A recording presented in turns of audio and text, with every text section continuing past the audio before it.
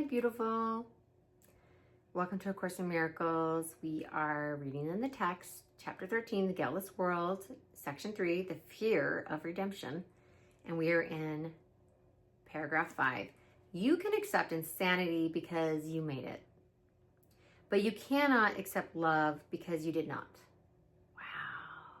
Hubris and pride. Those are the two words that come to mind when I read this. We accept insanity because we made it, but we can't accept love because we didn't make it. You would rather be a slave of the crucifixion than a son of God in redemption. Wow. Your individual death seems more valuable than your living oneness, for what is given you is not so dear as what you made. You are more afraid of God than of the ego, and love cannot enter where it is not welcome, but hatred can. For it enters of its own volition and cares not for yours. Wow, this is so potent. Love cannot enter where it is not welcome, but hatred can, for it enters of its own volition and cares not for yours. Do you understand the potency and power in this? God will never force you to do anything. Love will never force you to do anything because love doesn't force. Love accepts you as you are. It will not fix, force, change, or coerce you. And when others try to coerce you, you innately understand that's not love. So why do we try to fix, force, and change other people? We know that is not love. Love cannot enter where it is not welcome, but hatred can, for it enters of its own volition and cares not for yours. Hatred doesn't care. Ego doesn't care what is in your best and highest interest or the best and highest interest of others. It wants to fix, force, change, and correct because it's hateful, and it wants to create others in its own hateful image through condemnation and judging and criticizing and being better than and being special.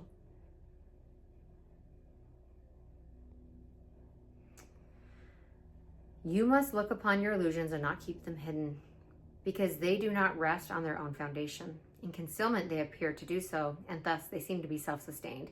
This is the fundamental illusion on which the others rest, for beneath them and concealed as long as they are hidden is the loving mind that thought it made them in anger. And the pain in this mind is so apparent when it is uncovered that its need of healing cannot be denied. Not all the tricks and games you offer it can heal it, for here is the real crucifixion of God's Son. And yet he is not crucified. Here is both his pain and his healing, for the Holy Spirit's vision is merciful and his remedy is quick. Do not hide suffering from his sight, but bring it gladly to him. Lay before his eternal sanity all your hurt and let him heal you. Do not leave any spot of pain hidden from his sight, from his light, and search your mind carefully for any thoughts you may fear to uncover, for he will heal every little thought you have kept to hurt you and cleanse it of its littleness, restoring it to the magnitude of God. Beneath all the grandiosity you hold so dear is your real call for help. For you call for love to your Father as your Father calls you to himself. In that place which you have hidden, you will only to unite with the Father.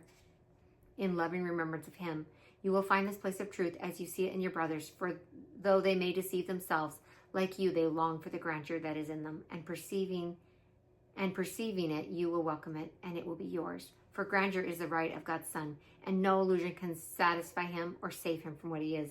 Only his love is real, and he will be content only with his reality.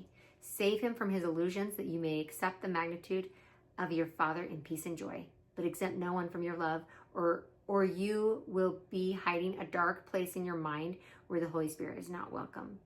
And thus you will exempt yourself from his healing power. For by not offering total love, you will not be healed completely. Healing must be as complete as fear. For love cannot enter where there is one spot of fear to mar its welcome. Wow. Okay, let's talk about this on a practical level.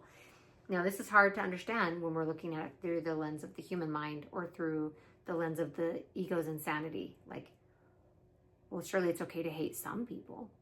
Surely it's okay to condemn and judge a little bit. But according to Course in Miracles,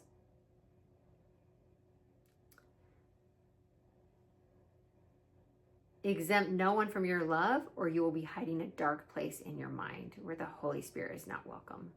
And thus you will exempt yourself from his healing power. For by not offering total love, you will not be healed completely. So it's saying, let's look at it this way. Let's say you have some horrible illness. Would you want to keep a pocket of that somewhere in your body It's like, well, I cleansed it out of 99% of my body. So this 1%, I'm going to keep this horrible, lethal virus. I'll just keep it there. It'll be fine. Hopefully it doesn't metastasize or spread, but it always does. We're being invited to just let all the poison out. That's another metaphor there. It's like, well, I mostly drink this healing tonic, 99% of the time, but I do drink this horrific poison, lethal poison once in a while. It's like, no, just don't drink it ever. It'll never do any good. And don't harbor illness in any part of you. And that is what hatred is. It's an illness. Fear is an illness. It's insanity. Only love is real. We are taught that again and again. Only love is real. And according to the Course in Miracles, people are only never saying two things. They're saying, I love you, or they're crying out for love. Please love me.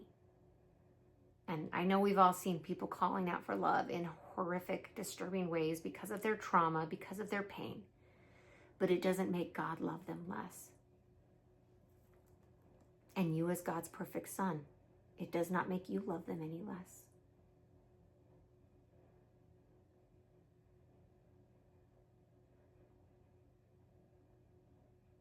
And of course, we can love others without putting our biosuits in harm's way.